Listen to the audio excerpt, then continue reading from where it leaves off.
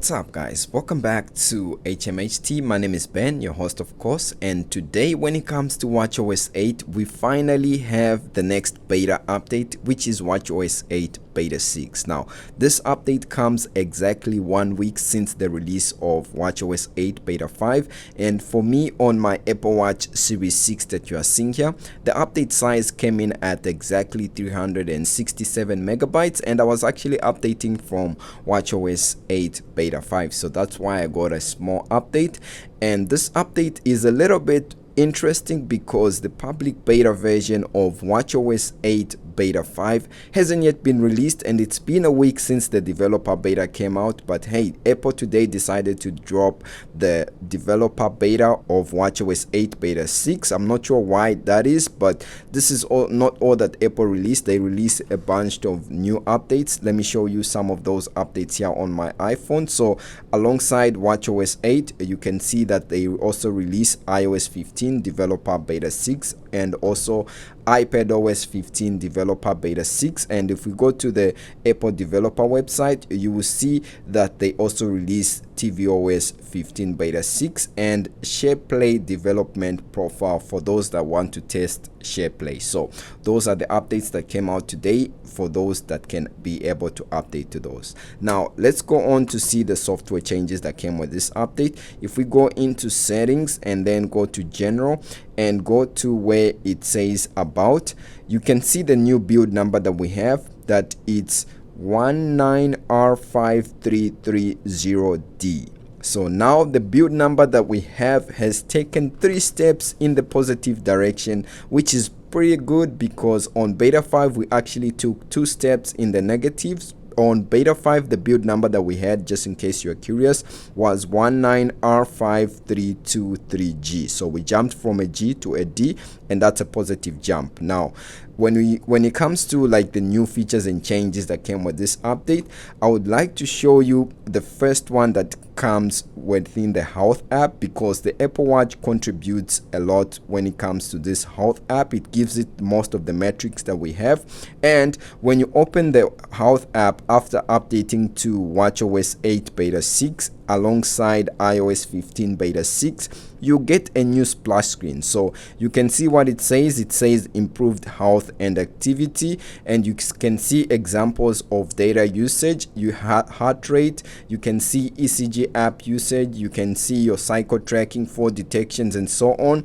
which have received some minor improvements when it comes to iOS 15 beta 6 and watchOS 8 beta 6. So I want to share my data with Apple, and also when it comes to sharing, there's some sort of like a new splash screen that comes to sharing when it comes to like information that says you are in control and you can decide who to share and what to share, and also dashboard and notifications and private and security. So you can always share with someone there, but it's sort of an update that came to the health app. Others are seeing better and rearranged summaries for those that have gone through most of the settings and did a bunch of settings when it comes to watchOS 8 beta 6. But yeah, keep an eye on the health app, and also once you update on watchOS 8 beta 6, since they've been quite a few changes when it comes to this update. Now when it comes to the release notes of this update,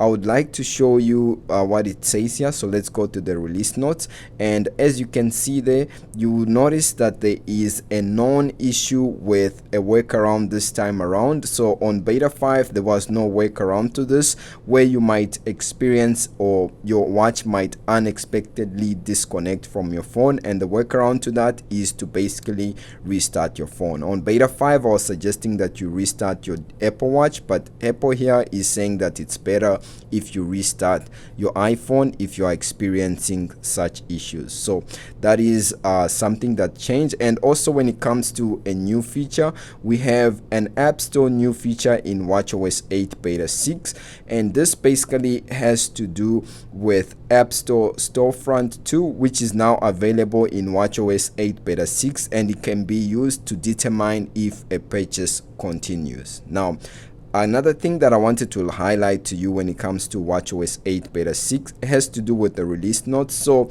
unlike beta 5 that had no resolved issues, this time around we have some resolved issues when it comes to Swift UI and Safari. So for developers and for those that use storefronts too to make some of these programmings, you can always check those out. There have been improvements when it comes to the App Store and also when it comes to Swift UI. Now those are basically the changes and also new features when it comes to the App Store that I'm aware of. When it comes to some of the issues that are here, they are more or less the same as what we had on watchOS 8 beta 5. Some have to do with the camera pairing issues, others have to do with some Shazam or voice commands, and basically not a lot has changed, just minor resolved issues and stability fixes and minor health upgrades when it comes to this update. So that's how this update came in for me on my Apple Watch Series 6.